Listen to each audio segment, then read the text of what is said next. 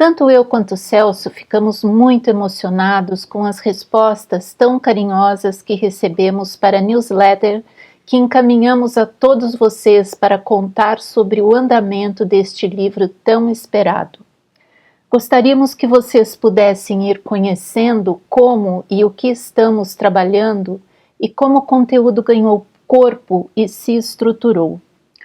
O primeiro capítulo aborda o contexto histórico, artístico e revolucionário e percorre desde o surgimento da Academia de Belas Artes em São Petersburgo no século XVIII, passando pelos primeiros movimentos artísticos vinculados ao pensamento radical russo, ainda no século XIX, até chegar à Revolução de Outubro de 1917 e com ela o forte fomento à educação e às artes com a criação do Comissariado do Povo para a Educação, que teve Anatoly Lunacharsky e Nadezhda Kupskaya como mentores de suas diretrizes educacionais.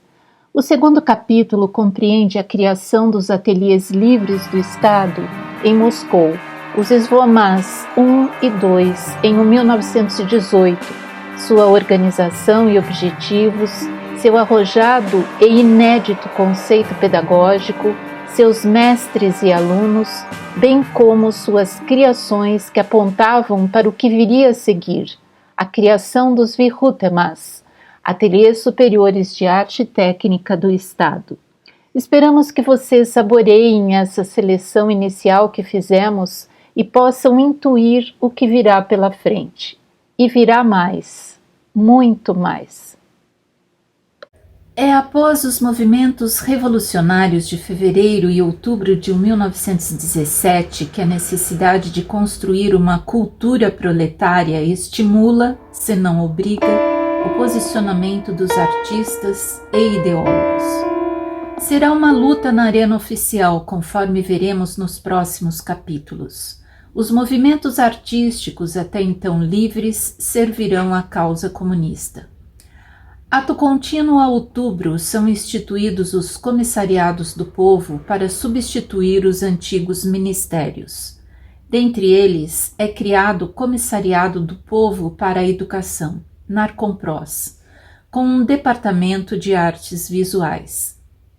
A partir da Revolução, os criadores das diversas correntes existentes da chamada arte de esquerda passarão a ser denominados genericamente pelos representantes do governo de futuristas. Ao estudar as atas das inúmeras assembleias que envolveram a criação, reformulações e funcionamento do Narcompros, Fitzpatrick expõe as grandes contradições e conflitos que surgiram sobre a força da presença dos futuristas na cena cultural. Estes são frequentemente qualificados como pequeno-burgueses e eram invariavelmente contestados e inúmeras vezes combatidos. Retomemos uma pergunta fundamental. A partir de outubro de 1917, os artistas russos que permaneceram em seu país se integraram à agenda política bolchevique ou passaram ao largo dos desafios suscitados pelas drásticas transformações sociopolíticas revolucionárias. Uma das principais questões levantadas ao lado desta foi se a cultura denominada proletária seria criada unicamente pelo proletariado, ou poderia também ser produzida por artistas que abraçavam uma visão de mundo proletário. Estas duas perguntas têm ligação direta com a criação, sobrevivência e extinção dos Vihutemas. Antes de esboçar qualquer tentativa de resposta, considere-se que não foram poucas as manifestações contrárias à presença dos futuristas no cenário cultural pós-revolucionário. Uma oposição tanto estética quanto de classe social, devido ao fato de muitos pertencerem à inteligência pequeno-burguesa. Por outro lado, é relevante ter em vista que as vanguardas se radicalizaram a partir de 1917, se tornaram muito mais combativas e tinham vigorosos inimigos. Como então considerá-las apenas pelo ponto de vista estético?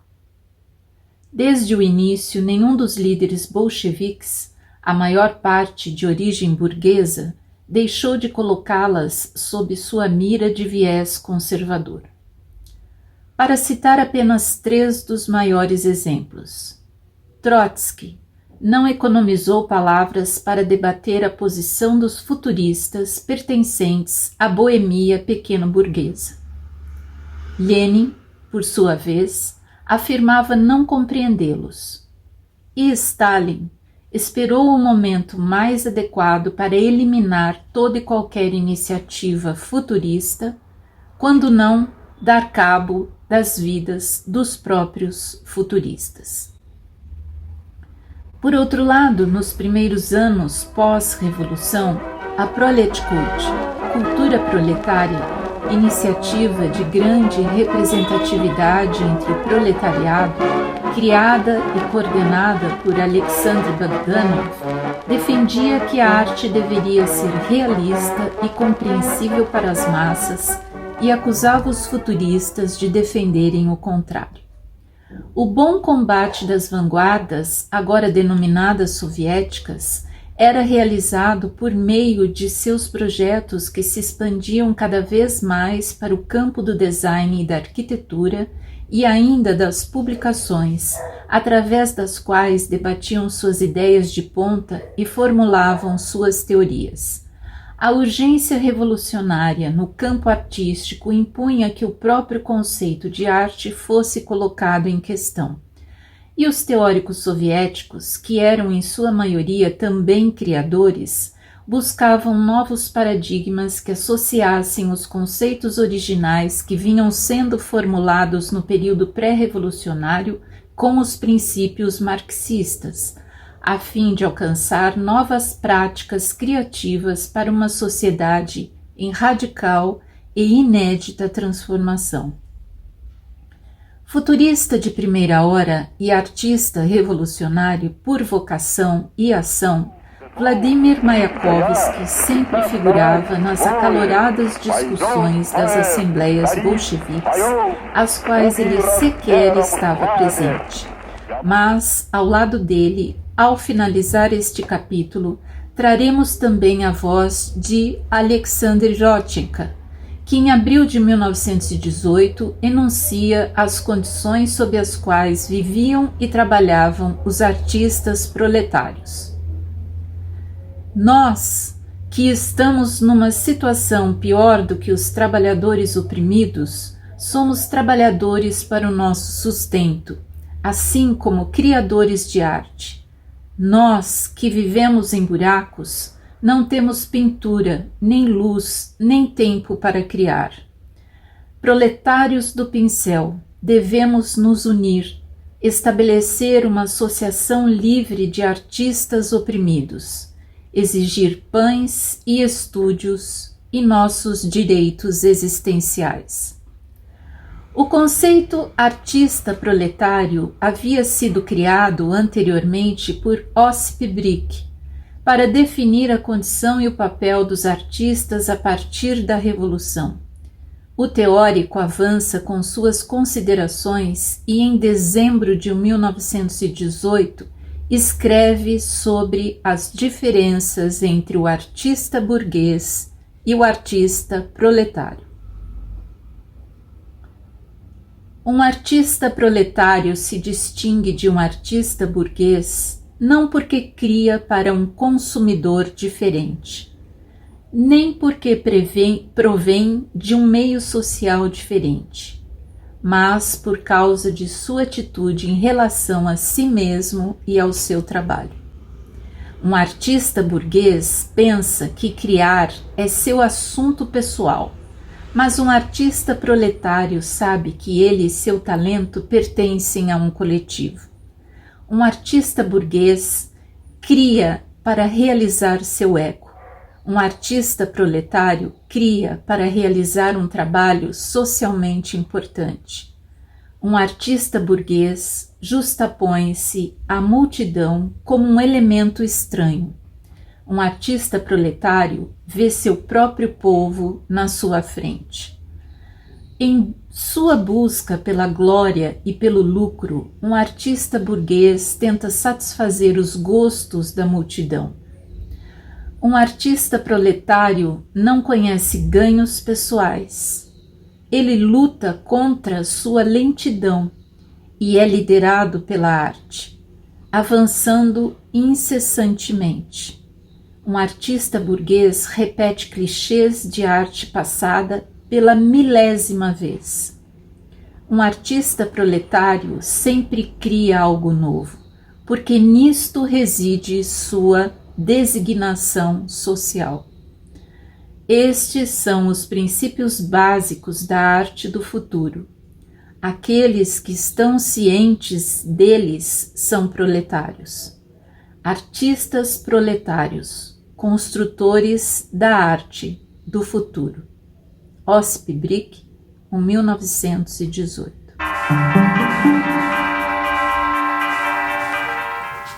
Logo após a Revolução de Outubro, o recém-formado Narkom Prost, sob a direção de Anatoly Lunacharsky, deu início a uma grande reforma dos programas educacionais das escolas russas. O alto índice de analfabetismo na Rússia demandava do governo soviético uma atenção especial à educação. E muitas escolas foram abertas por todo o país a partir do início de 1918, democratizando o ensino tanto para crianças como para adultos. Apesar da Guerra Civil, que eclodiu em janeiro de 1918, o esforço de incrementar o ensino era urgente e não poderia ser adiado.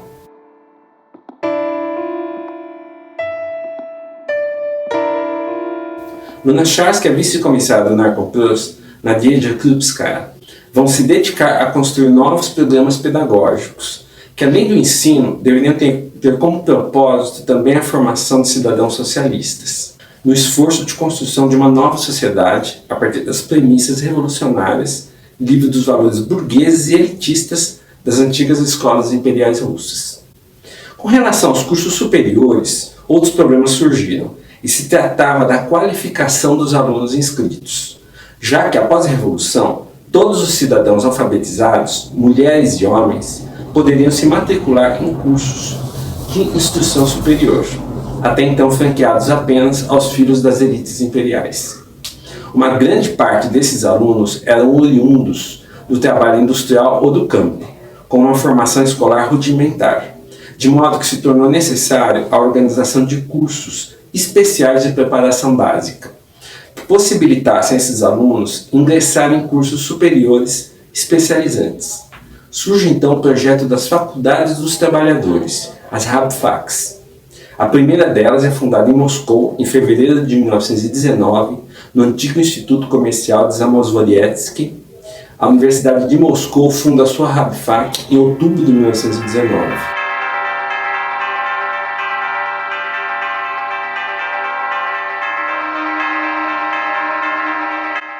Em setembro do mesmo ano, o Narkom Prost havia decretado a criação de Rabfaks em todo o território russo-soviético, e no ano seguinte elas se tornam instituições de ação permanente, legalmente ratificadas pelo Conselho de Comissários do Povo.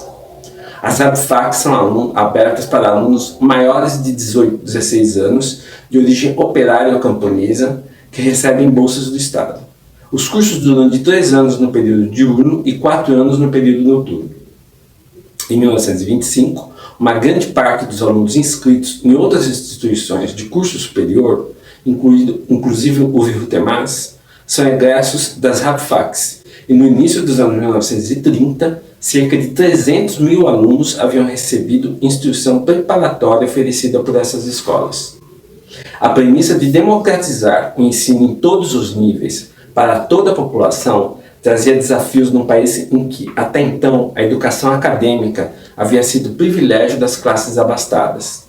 A defasagem de conhecimento entre os alunos oriundos das classes operárias e camponesas demandava um esforço imenso para capacitá-los a ingressar em escolas de níveis superiores. As Rabfaks surgiram para atender essas necessidades.